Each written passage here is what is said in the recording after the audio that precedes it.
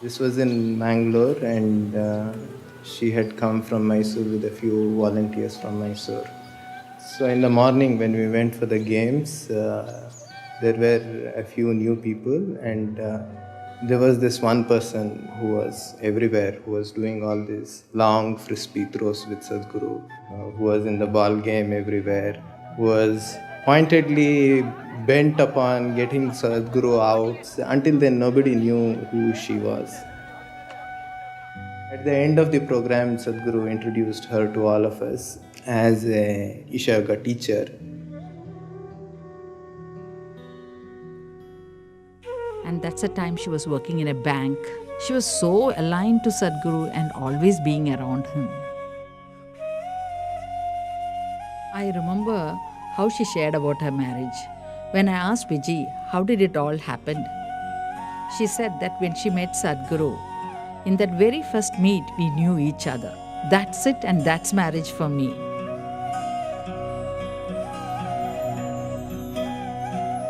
It was a very simple wedding in a small Shiva temple in Irpur Falls.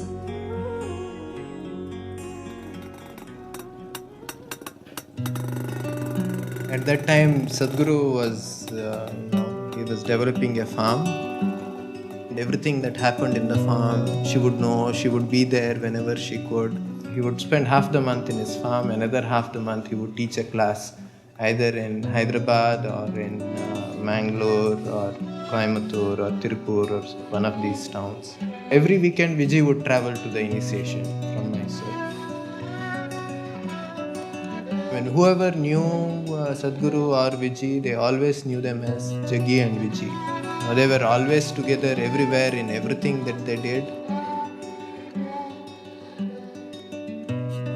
They nurtured each other, played together, traveled extensively like gypsies. Such was their companionship.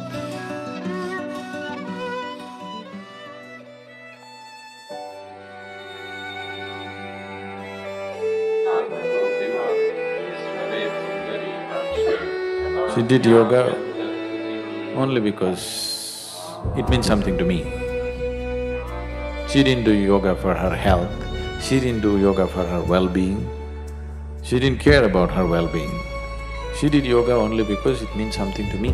I'm talking about it, so she was doing it. Any number of times she openly spoke about it to people. She wanted to do something that means something to me. For Vijay, who is my wife, but most of the time she more existed as my child than my wife because she was like that. But still we had a very engaging and engrossed kind of relationship all the time. She was like my shadow all the time, 12 years, she just was everywhere that I was. She organizes the yoga program, she goes around, works throughout the day, she does everything.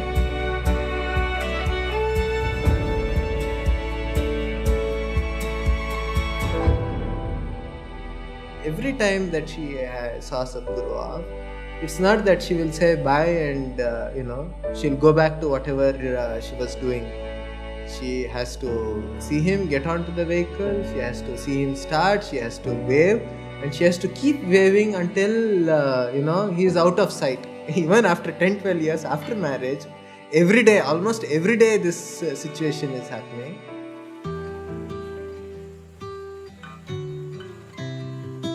He was very deeply devoted to Sadhguru as a person. She also constantly maintained an overt posture that she had nothing to do with spirituality.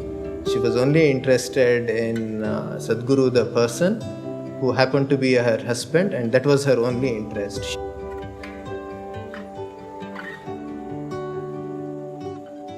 but I mean, one can't exist around Sadhguru unless, in one way or the other, one is deeply committed to one's own spiritual growth. Even though she said that she's not on the spiritual path, it's not for her and all that, I think constantly, right from the beginning, she couldn't help but to make progress on this path.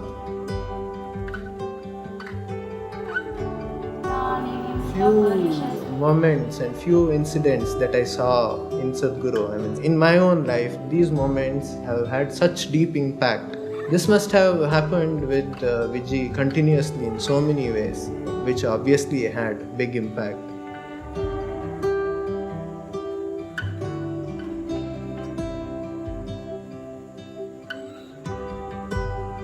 She would go to any extent to kind of stand up for something.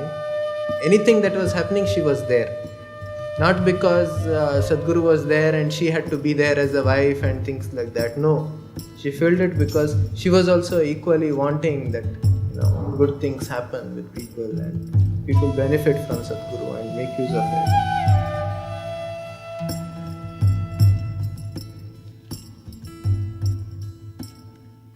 அது எவ்வளோ நாள் கழிச்சு வந்தாலும் அவ்வளோ ஞாபகம் வச்சு கேட்பாங்க. நீங்கள் வந்து பார்க்கலாம், அவர் வந்து பார்த்தார்ல, நீங்கள் ஏன் வரல அப்படிம்பாங்க. இங்கே எல்லாருக்கிட்டையும் இவங்கக்கிட்ட பழகணும், இவங்கக்கிட்ட பழகக்கூடாது அப்படி கிடையாது. ரொம்ப உரிமையோட அவ்வளோ அன்பாக இருப்பாங்க. Like she is very soft in her heart. Like if somebody has to say something, she has no hesitation even to take a bangle and give it to them and to solve the problem. Very, very relatable and affectionate woman I have ever come across.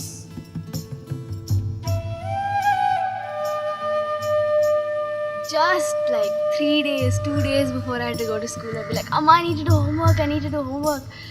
The last 3 days, I'd be writing with my right hand, she'd be writing something else with her left hand just to make it seem like it was my work.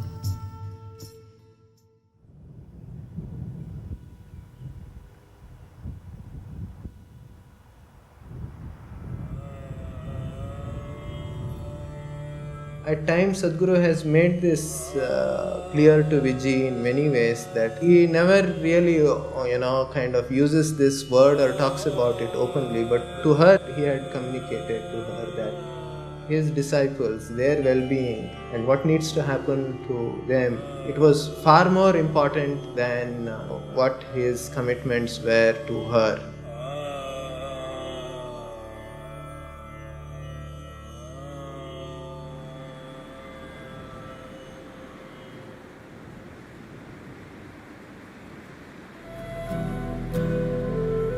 Swami Nirmalananda was somebody I knew for a long time.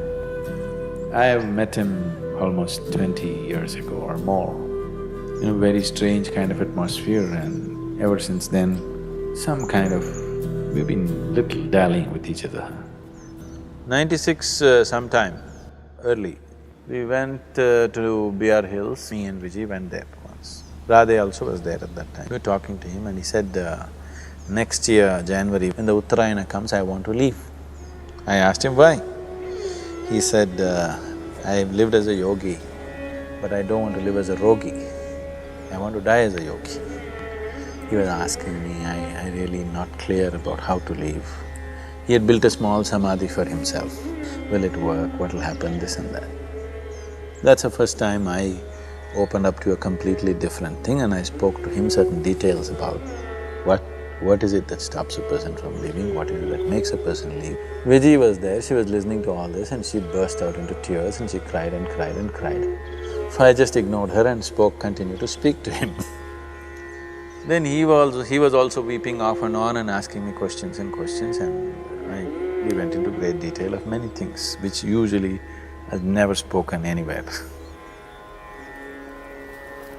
We came down after meeting Nirmalananda, we just came, and just after that place, I parked and I knew she was in some kind of mood. I just stood on the road and it's an incredible view. So I just was standing on the road, Radhe was also playing around there. And she came and fell at my feet and said, I also want to do what he's doing. I was just trying to joke and try to sort of dismiss the whole thing. She was crying and She was saying, I want to go like him. I said, okay, are you willing to do the sadhana? You do it, let's see. I never thought she'll have the perseverance to stick on to it like forever. So I told her a few things, that you do these things, let me see how seriously you do. If things come up to that stage, we will see. From that day, she just went like, she was another person altogether. Suddenly, the last 8-9 months, she became all focused and like that. Because the way she was going, I saw she's going so intensely. And after 2-3 months, she even started talking confidently that she's going to leave in another… Then I tried to slow her down a little bit. And I said, what's the point now? All these 12 years of marriage, we were only traveling. Only now, just then, we just had a place to live. She could call her own and cook and do things, which meant a lot to her, I knew. So I said, what is the hurry? And the girl is just 7 years old. I said, things are working out well for you also, why now? So she said, right now my inside is feeling absolutely beautiful and outside everybody is wonderful to me. This is the time I want to leave. I don't know how long I'll be able to maintain this. All my life I've been confused, feels everything. Right now I'm in a space where I want to be. I want to live like this. So many times in my own ways I tried to slow her down a little bit. The next December came, 96 December. Then we knew Nirmalananda will leave. From there we went on Karma Yatra. This is the final lap of Dhyanalinga consecration. So I wanted to clear up a few things for people involved, so I took them on a 6-7 state tour.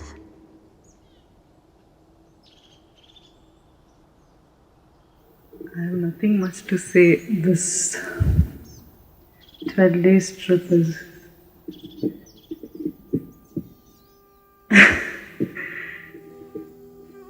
yeah, I certainly experienced tremendous energy, and I can say I've taken 1 or 2 steps towards my growth. And certainly it does help me to be a little more mature person, and I consider myself very lucky to… I only hope that I carry and be of some useful to everyone.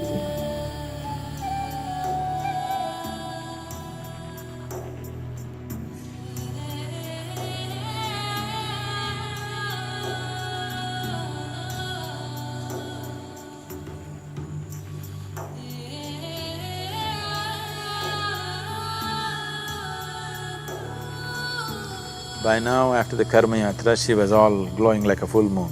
People who saw those last few weeks, they could clearly notice she was like blown like a full moon. Then I had to tell them, she says she's going to go shortly. They wouldn't believe it. I said, that's how it is. December Paurnami onwards, she started serving the people. 3 Paurnami, she wanted to cook and serve and she wants to leave. Then on 21st, we dropped Radhe at school. And that's when she was talking to Radhe already that I won't be there after some time. The girl was just about fine, she didn't take that, and we came back 21st evening from Ooty. 23rd evening is when she left.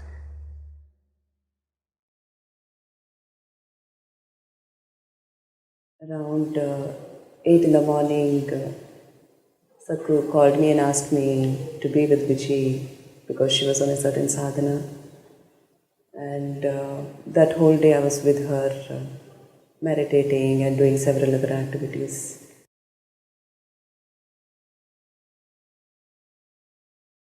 Shambho, Shambho, Shambho, finished. It was… Just before that she went out, about 6:11, 6:12, that's the time. About 6 o'clock, she went out, she wanted a rose flower. So she asked one of the brahmacharis to get a rose flower. They ran to the Vanaprastha ashram, got the rose flower and came. She held the rose flower in her hand, Shambho, Shambho, Shambho. Just 7-8 minutes, it was over.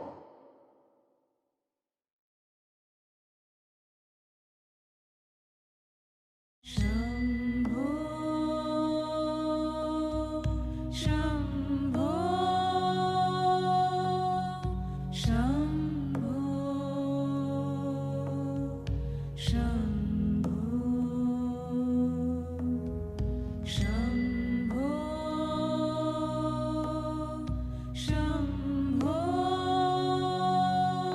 was only after 3 days while sitting for a meditation, it really struck me that she had known this coming. It's like her Mahasamadhi is just a promise to me. So if you really, that's what you want, it's a possibility. Like if you're so intensely seeking something as an ultimate, you can attain it. But definitely Vijay's Mahasamadhi was a tremendous blow to my logical way of looking at life. அது மாதிரி யாருமே பார்க்கல அவங்க. But within அவ்வளோ தீர்வாக இருந்திருக்காங்க, தீவிரமாக இருந்திருக்காங்க. The Mahasamadhi, of course, proves something like that. What was not visible, what was not overtly visible to people's eyes, it's almost like something else worked on. Constantly something else was working with her and all the time.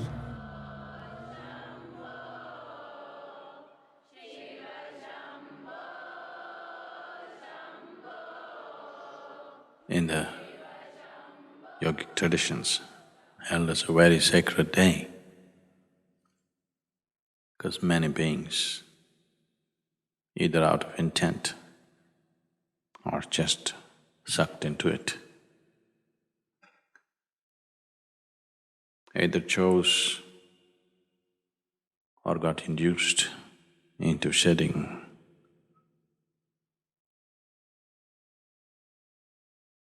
their physical bodies on this day consciously. So many have done this in this tradition. Even here at Isha, we witnessed a great event for Vijji, who had neither any sadhana behind her, nor did she have any great knowledge. With the simplicity of her emotion and the intensity of her focus towards what she wanted, this happened too effortlessly. The effortlessness which even accomplished yogis would go through a little bit of struggle to do such things. It happened too effortlessly. There are many ways to attain. Through pure energy or awareness or absolute selflessness or through devotion.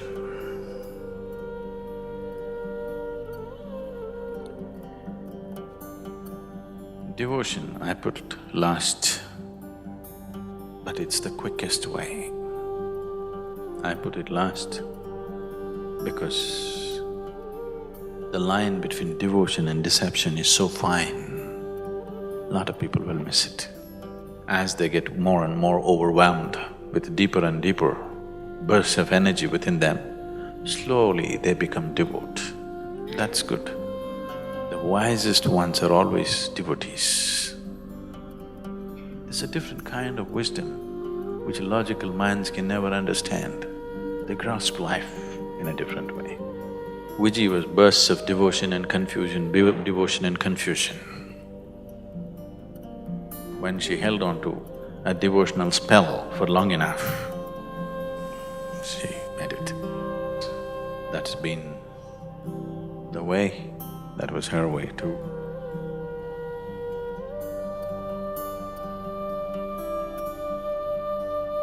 So 3 things that she would have been very happy and proud to see was the glorious way in which the Analinga consecration happened in spite of her absence at that time, and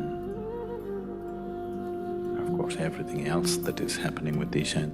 And the last, but for her it wouldn't have been the least, is that her daughter has become a young woman.